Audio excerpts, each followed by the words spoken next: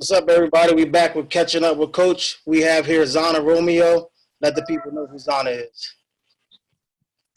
Greetings, everybody. I'm Zana Romeo. I am a singer and a songwriter. I am the daughter of Max Romeo and also advocate for young mothers here in my country, Jamaica. Awesome, awesome stuff. We appreciate everything that you're doing, and I thank you for coming on with us. So, can you talk more about the influence of music and its power? And what inspired you to write music? Well, I grew up in a musical family. By the time I was born, my father already established his own record label and his vinyl distribution company. And many other things in music. And I grew up seeing a lot of musicians around the house, grew up watching a lot of songs be made. So I guess growing up in that environment really molded me into the musician that I am today. Awesome stuff. So what do you think we can better do to protect our women? What is something that you think we need to do better? I think I read I read somewhere some time ago that a nation can rise no higher than its woman, or a nation cannot rise without lifting its woman first. So I think one of the best way to protect women nowadays is to let women at a tender age know what responsibilities they're here for, and also to teach young boys or men to respect women from a young age. Another thing that I think we can do to better respect women nowadays, or to take off some of the harsh of women nowadays, is I realize that the music nowadays, which is what most people look up to, the music, Yeah, most of the music that pops really look down on women. It degrades women, and we have young people listening to these type of music growing up, and it really mold them mindsets. that's right.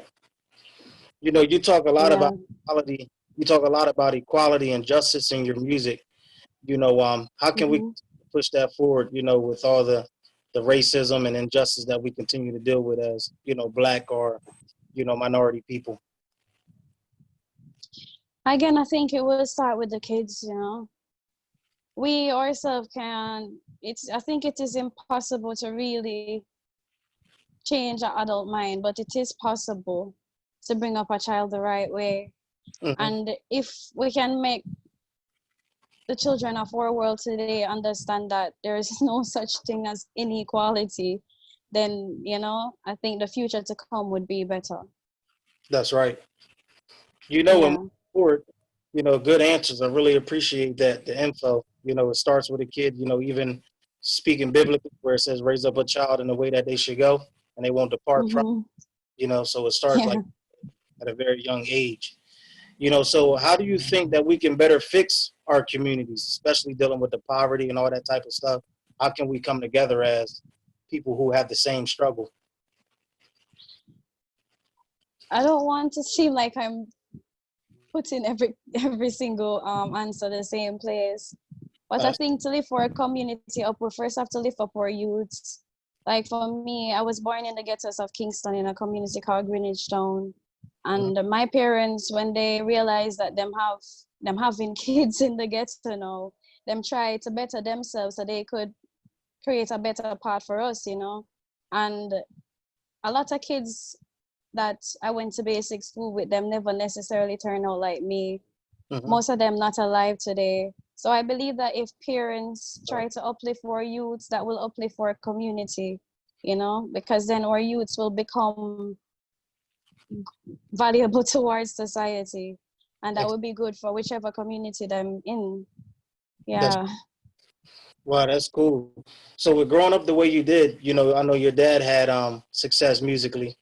So how was that growing up, kind of not necessarily being under his shadow, but how was it being a musician and everything yourself, kind of finding your own path?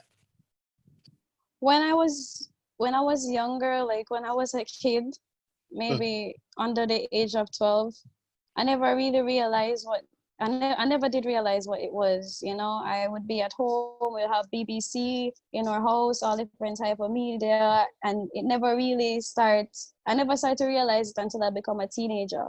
I realized that I never noticed that I never have any privacy when I was a kid, you know. So I love the music, but I don't like the media part, Yeah. So that's definitely. Wow. Yeah, I understand that. It could be hard or rough dealing with cameras all around all the time. Yeah, so growing up with Max Romeo as my father, apart from the fact that everybody like being an artist, when your fan or a person or a supporter listens to your music or them feel like so them know you. Yeah. So wherever them see you, them expect, say, I know you, you're this type of person, you're supposed to be like this type of person. If you're not that person, then in them eyes you're a bad person. Yeah. So I never, growing up with Max Romeo was cool, but apart from the fact that he was famous, I never really liked that.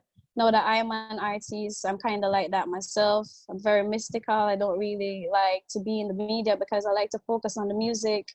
Hmm. That's the part of it that I really like, and then I use that opportunity, that platform to help others, because that's what my father does. That's what I grew up seeing my father doing. My father always been doing charity. Awesome. And yeah, so I just him lead and me follow, you know. Wow, that's awesome. So I noticed you have like a African tattoo on your hand. So what does Yeah. it symbolize? The What does African. that symbolize? Yes. Well, I put the shape of Africa on my married finger here Hmm. because I tell myself that I will never marry a man who don't know him roots, don't know where I come from, or anything like that. I can't tolerate somebody like that. So I put it I hear there you. just so that just in case somebody wants to ask me to marry them, they'll see that, oh my God, I'm gonna have to marry the entire continent of Africa as well. So yeah. That's cool. That's awesome stuff. So Yes, it is. I know here in the States, a lot of times, we hear that a lot of times Jamaican people don't really connect with African American people. So how do you feel about that? Mm, I never hear that before. But I think that Jamaican people connect with everybody. And as a Jamaican, every single where I'm going out the world, everybody love me. Hmm. Mary, you're Jamaican, oh my God, Bob Marley, oh my God, Usain Yeah, Bolt. And I always want to be one day. They'll be like, oh my God, you're Jamaican, oh my God, Zana Romeo. yeah. Every Jamaican wants to be on that level. So, and as a Jamaican, I never really went anywhere and not feel welcome Hmm. or invited. Of course, on every tree there are bad apples and good apples. I do face racism places, but that just normal. You just have some bad people places, but Right. I never. I don't think that Jamaicans and African Americans don't mesh. I wouldn't say that. Cool. Yeah, I know Yeah, where I live in South Jersey, we have a big Jamaican population here. A lot of people that love the music of reggae. So I know once yeah, a lot of people really going to enjoy it. yeah. Definitely all over the world. Jamaica. I was just watching the Versus TV clash the other night with Beenie Man and Bounty Killer. And I Oh, was gonna make a comment there in the comment section and I held back. And I'm glad I did because Buster Rhymes went ahead and him comment exactly what I wanted to say. He made a comment saying, I hope all you young rappers know that this is what inspired hip hop. So these two guys here could be your grandfathers. And I'm like, yeah, Jamaican music and Jamaican culture inspire a lot of things all over the world. that's right. Everywhere you go, a little bit of Jamaican there, there's somewhere. Yeah, I've never been a place and I can't find a Jamaican restaurant. I don't know about nobody else. And once the food there, they eat good. That's I feel welcome. Yeah. right. That's cool. So you have a project that you're trying to do because of the COVID-19. Can you talk about that? What you're trying to do for single moms? Yeah, I do host a annual live charity show and Hmm. I give back to single mothers. I was in the planning process for this year. Usually in January, so I wanted to move it to March and then the COVID-19, so I decided, oh no, So a friend of mine who have another platform, she asked me if I could join with her for Hmm. a charity online show, and I did that. And then I told her that I would love to partner with her to help some other people because she already established a platform. She's already helping. So if I could just go with her, then it would be stronger, you know. Her That's right. name is yeah, her name is Mel. Yeah, she have this event called Buds and Brushes where you smoke and paint on 420 just last month. Yeah, so she's trying to raise as much as possible together with another foundation called 876 Volunteer. And then Hmm. they give back to those in need of through COVID-19 because everywhere, imagine or third world countries, a lot of people who used to be in work, they're not working anymore.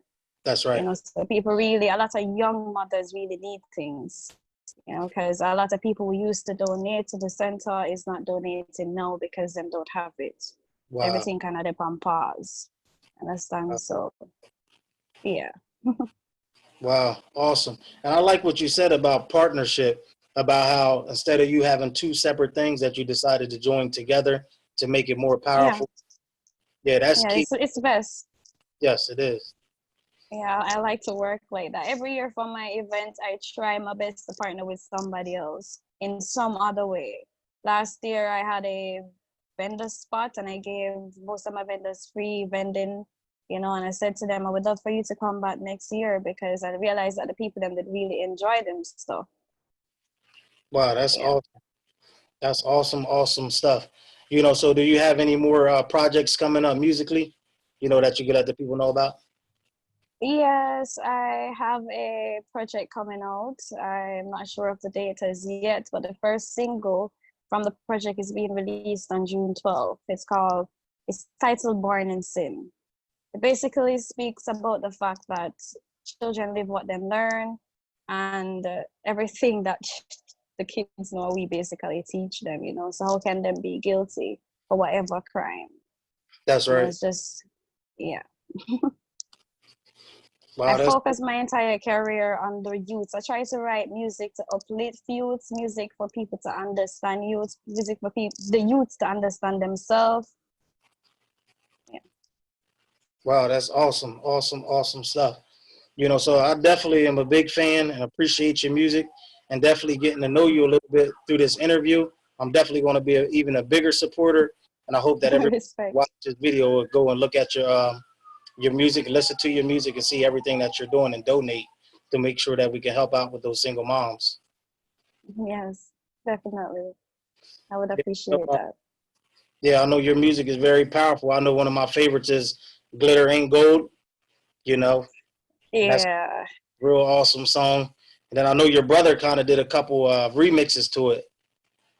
I think. Well, to be honest, my brother produces most of my music. He's younger than me though. He's the youngest of all of us. His name is Azizi. He has been singing before me, long Wow. before me. Yeah, he's a producer, he's a songwriter, he's a singer. He produced Rate Rasta, he produced King of Zion, he produced Wake Up. Wow. Yeah, Jalanzo produced Glitter and Gold.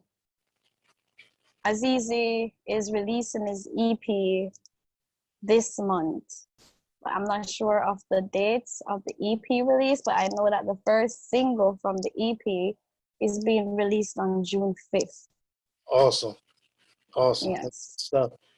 And I know this is a little bit of that here. I am my father's daughter. So as y'all Yeah. makes good, good music. That's a lot to say. My music is and I remember when I wrote that song, I actually wrote it because a lot of people was telling me that my music was too masculine Mhm. and I need to be more feminine and I need to write more love songs. And I'm like, how can I sing love songs when I'm Max Romeo's daughter? I Yeah. grew up hearing my father singing songs like Back to the Bible, Valley of Jehoshaphat, Warring a Babylon, Chase the Devil. Yeah. I grew up on revolutionary messages. This is all I know. I can't just sing a love song and I'm not in love, you know. Wow. That's cool stuff.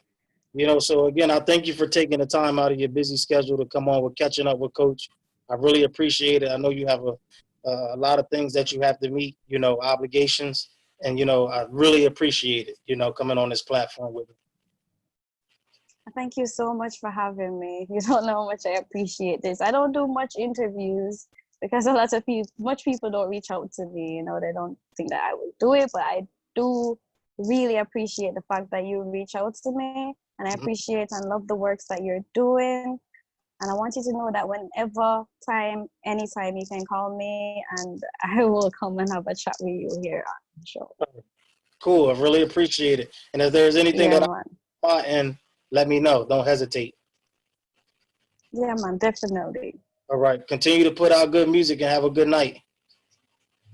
Yes, same to you. Thanks. Okay, respect. Yep.